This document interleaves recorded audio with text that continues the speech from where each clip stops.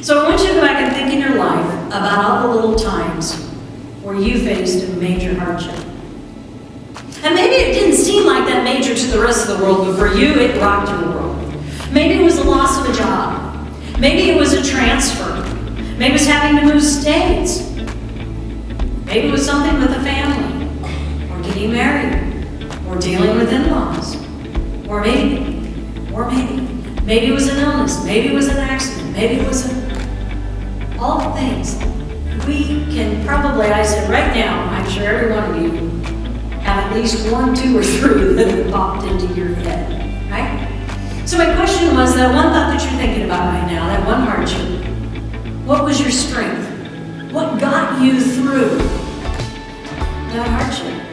And yes, God is always going to be at the top probably of our list, but what strength did He give you specifically that helped you get up in the morning and eventually get out of bed and grab for 2 socks where you can match your mom?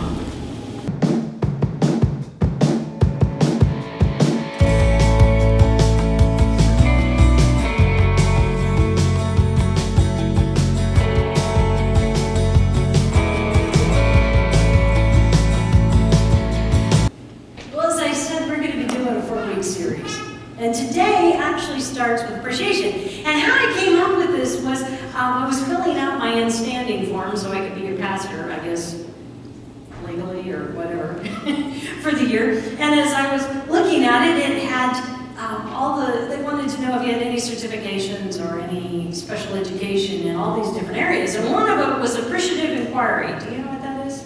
You don't either. Thank you. I feel so good. Because I looked at that and I had no clue what it was. I thought, appreciative inquiry, what is that? So I Googled it, and after 4 paragraphs of reading on it, I still couldn't tell you what appreciative inquiry was. I'm like, this is crazy. But there was a workshop. There was only one word in there that I did recognize. Resilience came up. I'm like, oh, okay, I've done some of that work. So I took this, it's a workshop, 3 weeks, and I started the first one on Tuesday. So I get to keep doing it for a few more weeks. But after we got into it, I was like, oh, well, all right, I get it. I know what it is. I don't know why they have to give it an odd name. But the first week that we're going to look at is appreciation. And like I said, the next week we're going to look at despair, but it's not going to be despairing.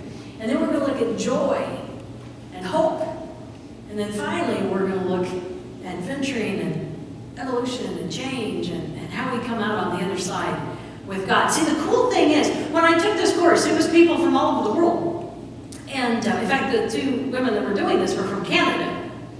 I was the only pastor. I was the only one that was even in any spiritual direction at all. And so when we had our little breakout sessions, and I mentioned the word prayer, oh, I got the same eyebrow raise. And I thought, just went hand in hand. I figured it would be mostly from the spiritual group, but it wasn't. So that was interesting, because then it gave me a chance to, I guess, give my 2 cents a little bit in hope on that. But we're going to look at appreciation. What does it mean to appreciate? And that's what we looked at with the kids. You've had those days, right, where it was all you could do just to get out of bed. But did you appreciate the fact that you could get out of bed? And that's okay. If that's all there was that day, there was that. Maybe the next thing was that you were able to put on your socks, or you found 2 socks that matched. That's okay. Just being appreciative that you had 2 socks. And maybe they matched or they didn't. And if they didn't, then be appreciative of the conversation that's going to follow later on that day. It's all the things that we take for granted. And I don't know if you noticed in the bulletin, and the songs that we're singing, to see the theme. And if you're paying attention to the words as you sing those songs, the words are literally telling the story. And this is what's so exciting. I am so appreciative. I don't know how many people really appreciate this lady over here like I do. But when I got this idea, I called up Connie, and I'm like, can you think of any songs? And then we opened up the chorus book. And I kid you not, I was sitting there going page by page. We're going, oh, that's a good one. That would work. Oh, that one's a good one too. That would work. Well, this one would work. I don't know that one, but I like the words. And she'd play it and I'd listen. Yeah, that's a good one.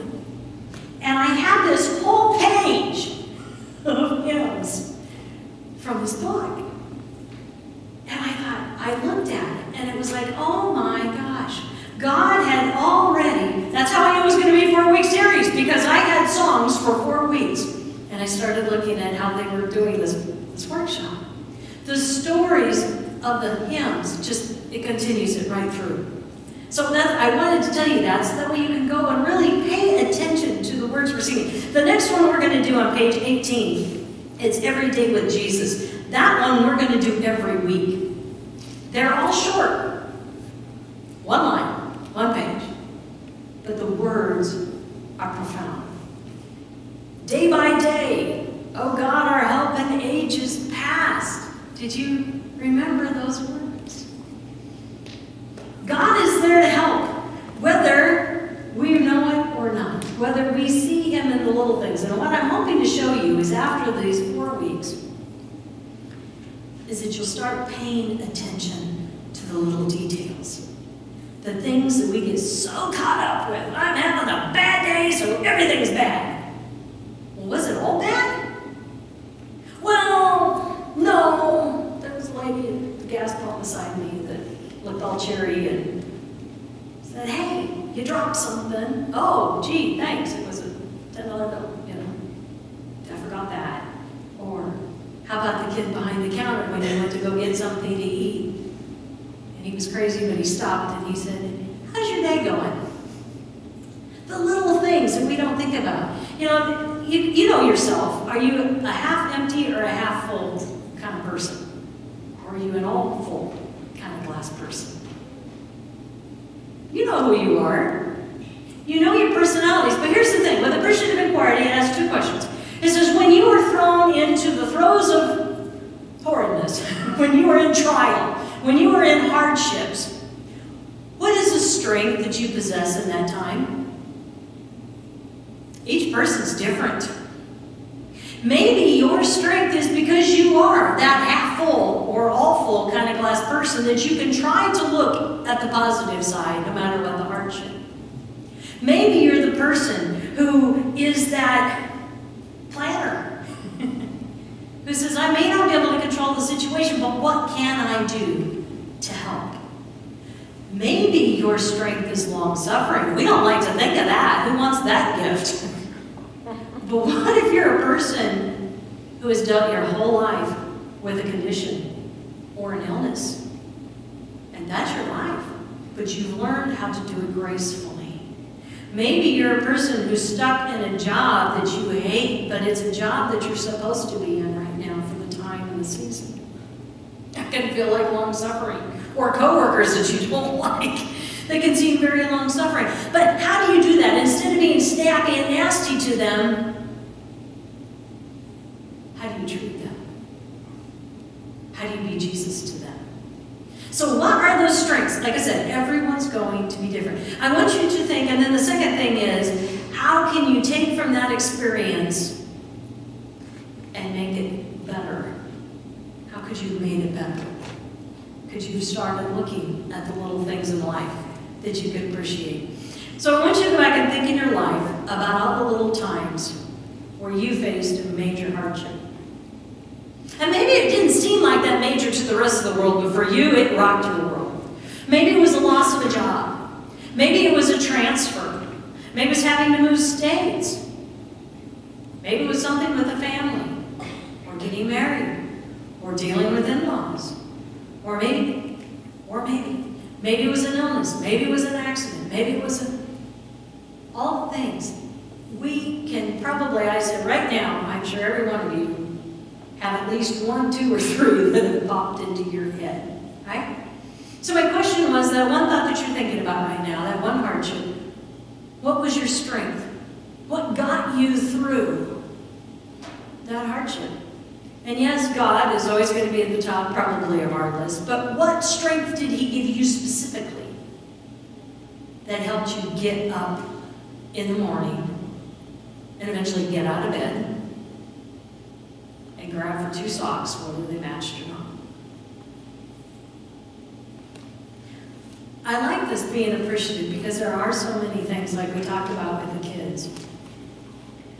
Maybe there's something we didn't like. Maybe you received a gift that you didn't like. Oh, gee, thanks. But you can be appreciative of the time that that person took because they were thinking of you or they were making for you. top of your list of receiving, you can appreciate the hard work that went in. I think that's a good one for kids with school lunches. It's really tough right now. You know, when I was in school, they made lunches. Now it's all prepackaged, it's all frozen, they throw it in the oven. But I can remember, grumbling so much about the school lunches. And then I started helping TA for the phys ed, and I was there in the morning about 10 o'clock. And I knew the cooks really well, it was a small school. And so I go over and give them a hard time. And I got to watch what they started out with to work, what they had to work with to make our lunch. And you know, I had a totally different appreciation because it was amazing what they were able to make for us to eat with what they started with. All of a sudden, instead of grumbling, when I started to hear other kids grumble, I said, you want to be happy. You want to appreciate the time and the effort that they've gone through to make this. You know, David in the Psalms spends a lot of time talking about appreciation. Talk about glorifying God. And why is he even glorifying God? Because he's that half, he was always a half full, half empty. There was no middle ground with him. He was at the highest of highs or the lowest of lows. But that was okay, because he could still appreciate God in everything. Where are you at right now? We're at a new year. We're at a new season. Coming off of some rough years. Did you come into 22 all excited, hoping for change maybe, but being a little apprehensive? Maybe things haven't gone the way you wanted going right into the new year, and now all of a sudden you're finding yourselves being thrown into the despair of 2021. Are you appreciating all the little things? I have a friend who, so we have two, Helen Oka, who is part of this church, but you haven't got to see her. She's 96. She fell. She came back from Ohio with her sons. They had no more left, and she fell and broke her hip. They didn't know it until they got all the way back to Ohio. And so she's in Grand Island, and she had surgery, but now things aren't going the way she had hoped. But you know what she was so appreciative of? Karen and I went and saw her, and she got a piece of chocolate. She had been craving that chocolate forever. And she wanted Pepsi, and they wouldn't let her have Pepsi, so I'm going to see if today we can get her some Pepsi. The little things. I have another friend, Jetta, who's in Lincoln. This woman is 86, and she's a go, go, go, go, go. Her husband is on the throes of dementia. And he can't be left home alone, so she's been taking care of him. She still goes to 2-3 Bible studies a week. They go to church, she is going all the time. She had a massive stroke. And now her right half is paralyzed. And she's in the hospital on her own. But guess what? She's still very much with it, but she can't talk. And she can write. She can't write what she wants to say. But she is so appreciative of the nurses that come in and move that right side that she can't move. And she's so appreciative of the people who can't come in and see her. Her whole world's been rocked. Nothing's going to be the same again. But she's just appreciative that right now she's alive and that she's getting help. I think that is so poignant. Because no matter what's going on in your life right now, no matter how bad things may seem, may feel, there's still so much to appreciate.